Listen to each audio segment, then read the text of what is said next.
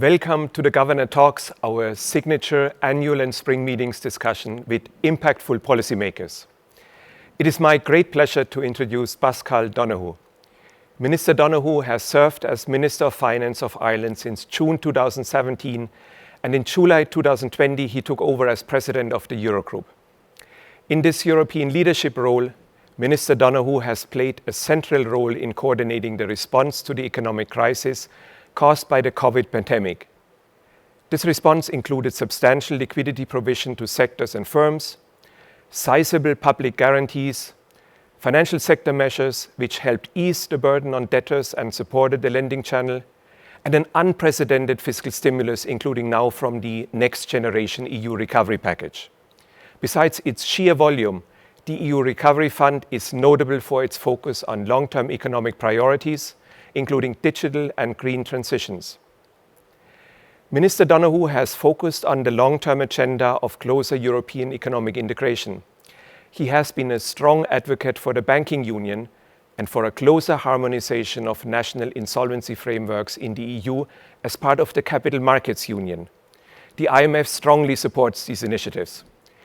Clearly, the world and the EU are still far away from overcoming the economic and, more importantly, the human consequences of the COVID pandemic. Policymakers will be put to the test in managing the multi-speed recovery, the resource reallocation needed to support economic restructuring in the post-pandemic era, crisis legacies, including higher levels of public debt in many countries, as well as challenges that require global and coordinated solutions such as climate change. And now over to Minister Donohoe. The floor is yours. Alfred, thank you very much for the introduction. And if I could also acknowledge the central role that the IMF have played in guiding our world and in helping Europe respond back to the human and economic consequences and risks of the pandemic of COVID-19. I am delighted to be here with you today. I, of course, regret that I cannot be with you in person. The main reason for that is I am actually doing the budget for Ireland on the week of your meetings, and I hope you'll understand that my parliamentary and my government responsibility requires me to be in Ireland to do our budget.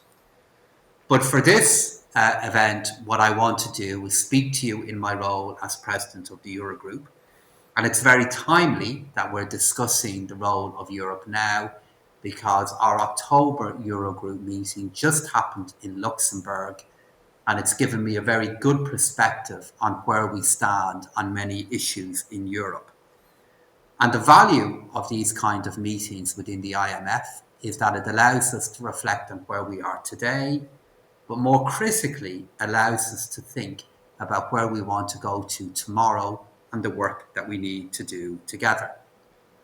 I hope you bear with me, Alfred, in reflecting for a moment on where we were in the 2021 IMF and World Bank spring meetings.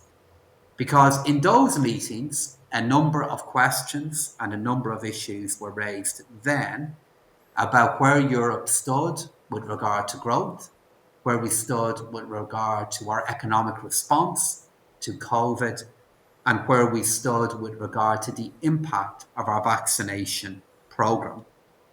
And in my answers to those questions then, I was very hopeful about the ability of Europe to make progress, hopeful and confident even that our economic policies would work and that we would accelerate our vaccination programs.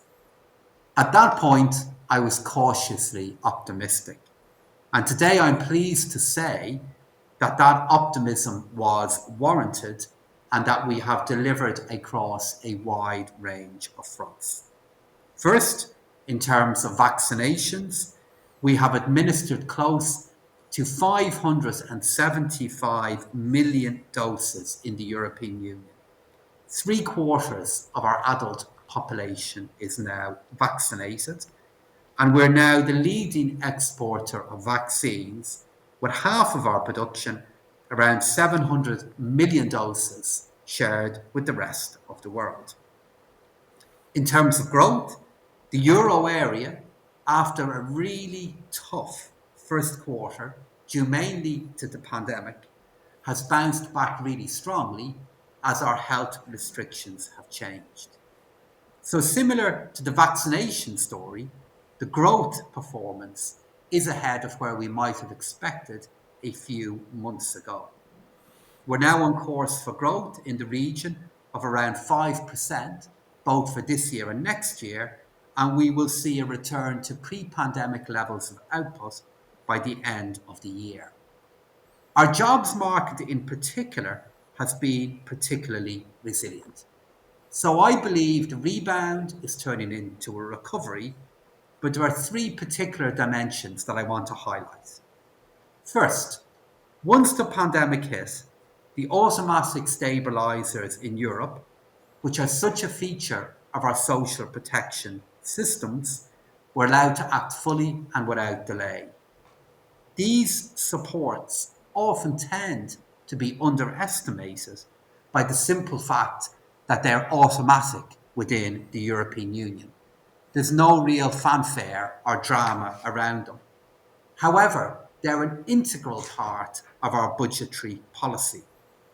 They were designed to allow our economies to buffer the COVID-19 shock and to support our economies in recovery once restrictions were eased. Secondly, the EU as a whole did step up. The early decisions to support normal state aid rules and fiscal rules were so valuable.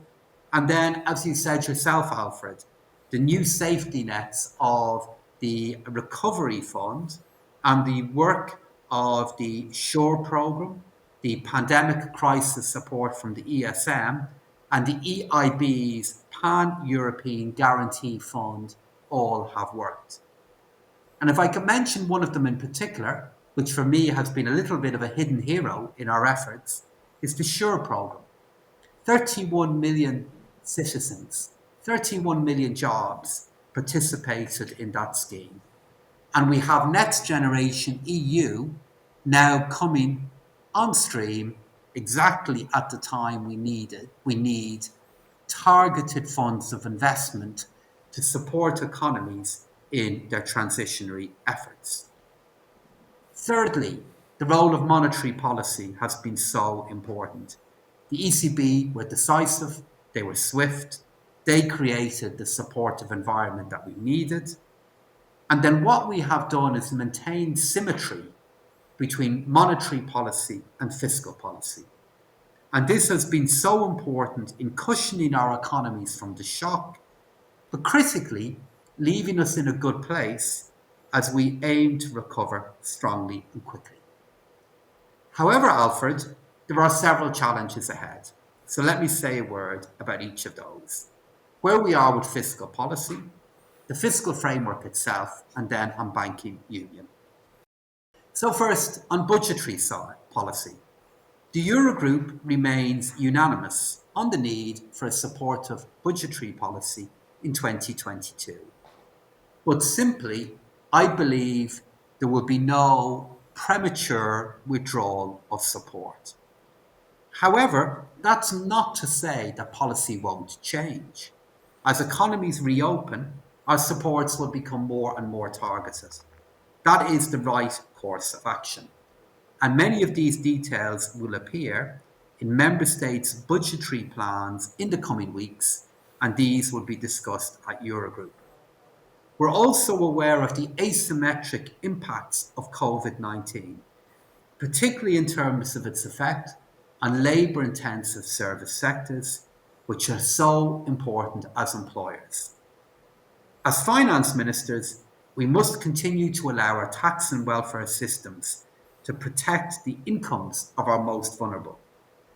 But however, the pandemic also runs the risk of alienating, of creating new risks for those with certain skills and with certain occupations. And we know that to transition to new working arrangements is potentially difficult for many and not always automatic. So we have to put a lot of effort and attention into retraining, into reskilling, and into having the right active policies within our labour markets. We need to get our citizens back into our labour forces.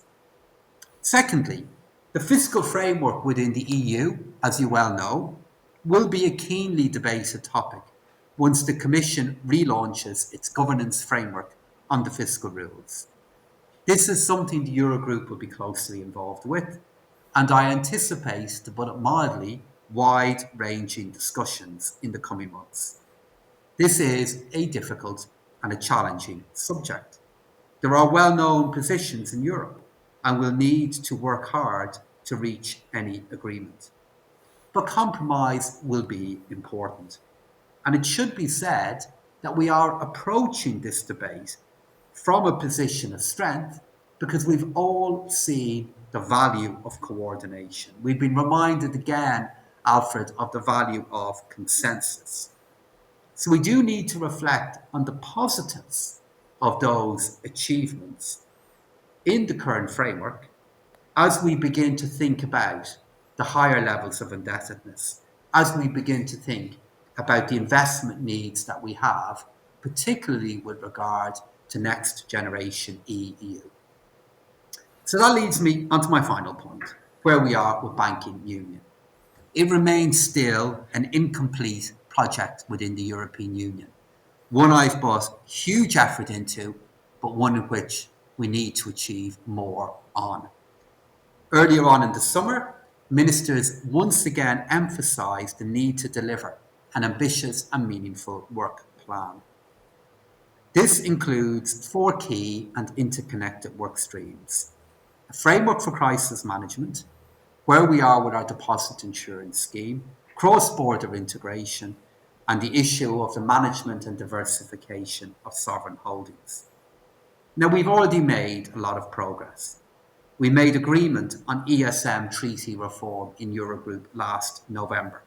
This will bring forward the operation of an important safety net by 2 years. However, there are, as you know, areas where progress has been more challenging. I remain convinced that progress is possible and that we can make further progress, but we will return to this to deliver a meaningful work plan in the coming months. There is, however, commitment to this. But simply, if you look at this crisis compared to the past, our banking system has proven to be extraordinarily resilient. It has been a source of strength, not an underlying source of vulnerability.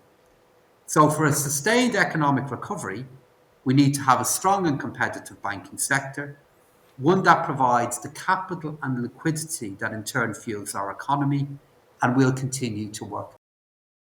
So Alfred, in conclusion, this terrible disease has been such a shock for all of us.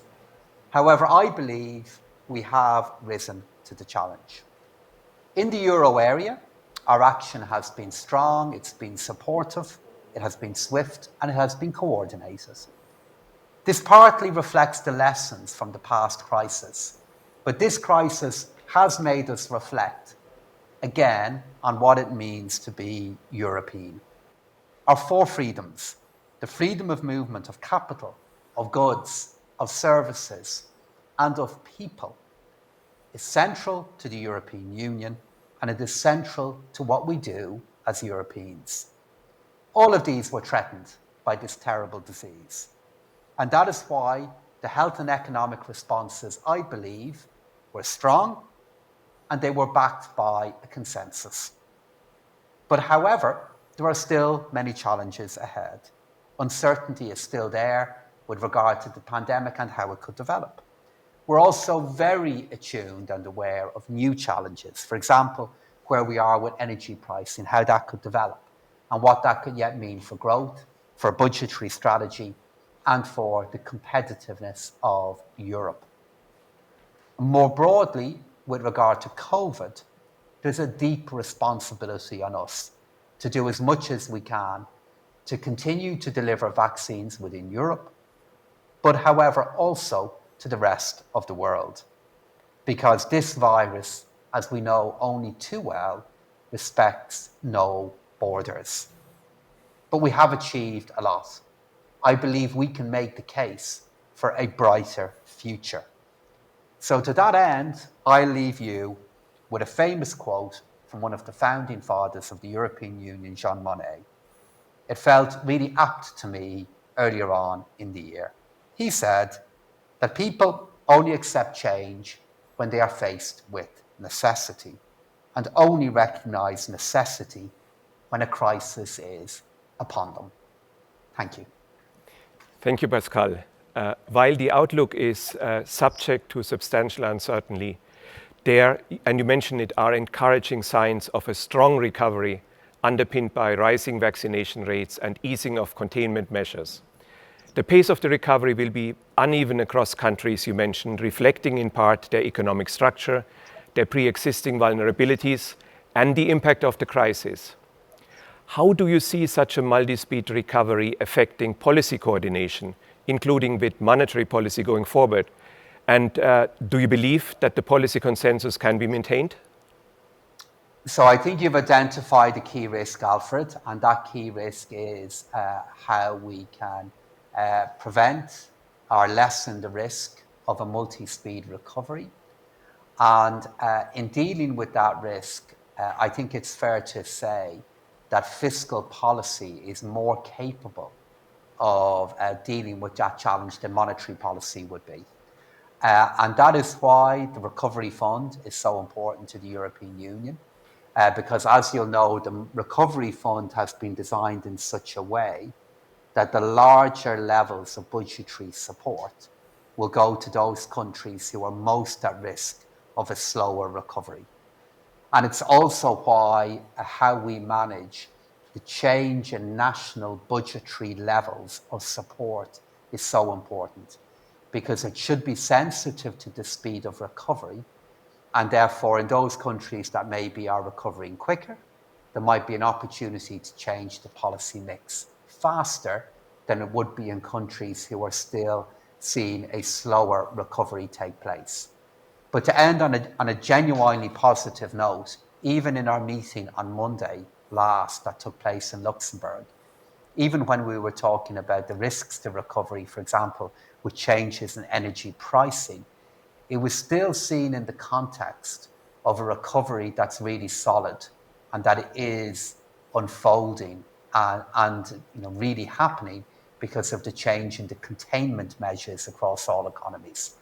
So not to underplay the risk for a moment, but if I look at where we've come from, even from earlier this year, we've made a lot of progress. We are building up momentum.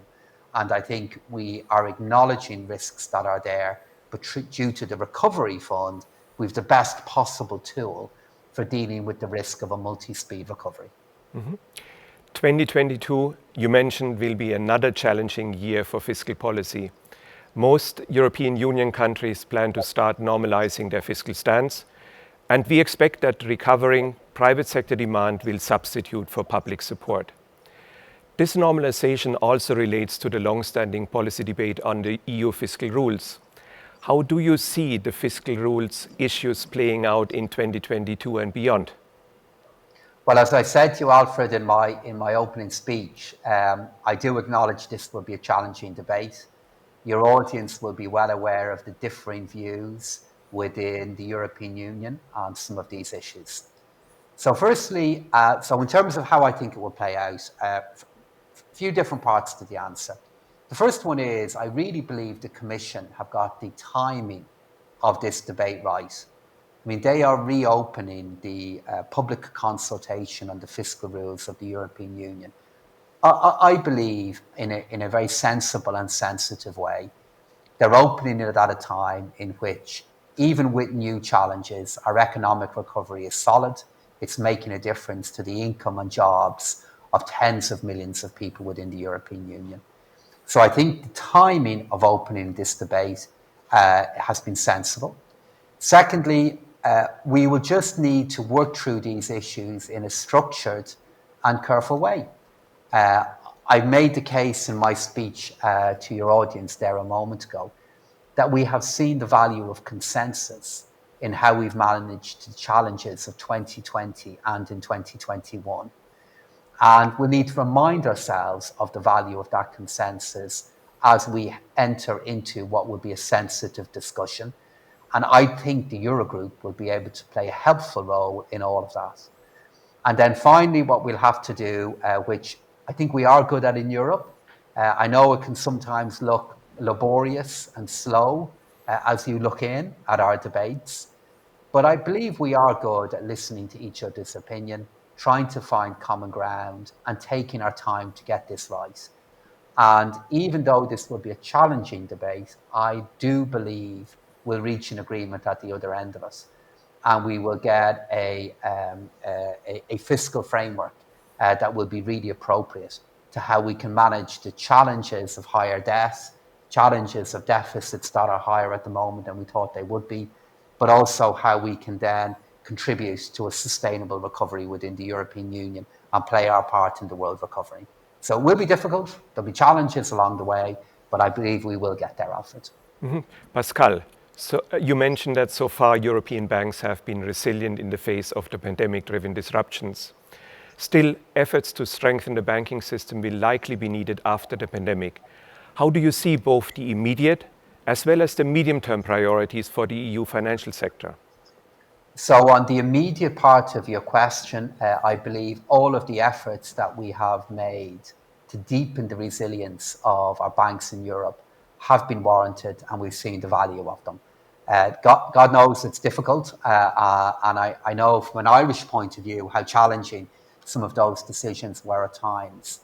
But we have seen the value of good regulation, we've seen the value of high capital levels within our banks, and we have seen the value of our banks looking to manage their own affairs sensibly in this pandemic, because we have not had to add the financial sector to the level of risks that we faced over the last number of months and during 2020 as well. So in terms of how we move forward, I'll be making the case for how we can move forward is around how we can agree a new work programme on banking union in the European Union. We came close just before the summer, but we didn't get there. And how we can reach agreement on how to move forward the 4 work streams for strengthening banking union, I believe, is the best framework for how we can further strengthen the resilience of our banks within the European Union. And it's a subject that I'll be returning to with a lot of enthusiasm and a lot of commitment a little later in the year. Yeah. We very much agree with that. A last question, and you alluded to it already, and let me broaden the discussion beyond the European Union. While the vaccination drive has been successful in many advanced economies, the supply of vaccines for lower income countries remains constrained. This creates both epidemiological and equity challenges. What can the European Union do, and other advanced economies as well, to best address this vaccine disparity? Well, it's a really radical and demanding kind of challenge that we face, because we have really learned that in this pandemic, no one is safe until all of us are safe, or the overwhelming majority of us are safe. So what do we need to do, Alfred? We need to export vaccines. We need to make them available to as many countries, as much of the global community as possible. Here in Ireland, we are now making our vaccines available to some of our closest friends and partners in Africa to help them with their vaccination efforts. And I believe the direction that Europe is on, where we want to become the largest global exporter of vaccines, is absolutely the right thing to do. And we need to engage on the basis of values and solidarity with our friends and partners in the developing world, because we won't be safe until they're safe. And leaving aside the argument that you could make for this on economic grounds, on ethical grounds, on moral grounds, there's an overwhelming case for doing it. And if there's one goal we need to recommit ourselves to making progress on, it's that. And you know, I hope when I meet you in person at the next meetings next year, we'll not just be discussing the progress that Europe has made, we'll be looking at the progress the world has made in the commitments that we have made to each other. It's so important. We all have to play our part. And I know in Europe and in Ireland, we're committed to doing that. I very much hope so as well. We live in uniquely challenging times. Policymakers are working hard to achieve both efficient national policies and appropriate international coordination of economic policies, all to facilitate the recovery from the pandemic. As we heard from Pascal, one important task at hand is to reorient fiscal policy to facilitate labor reallocation in the economy, help build forward better, and rebuild policy space. And it will be paramount to maintain the policy consensus that has been essential in mounting an unprecedented policy response. Pascal, thank you very much for your insights. And to all, many thanks for participating in this Governor Talk.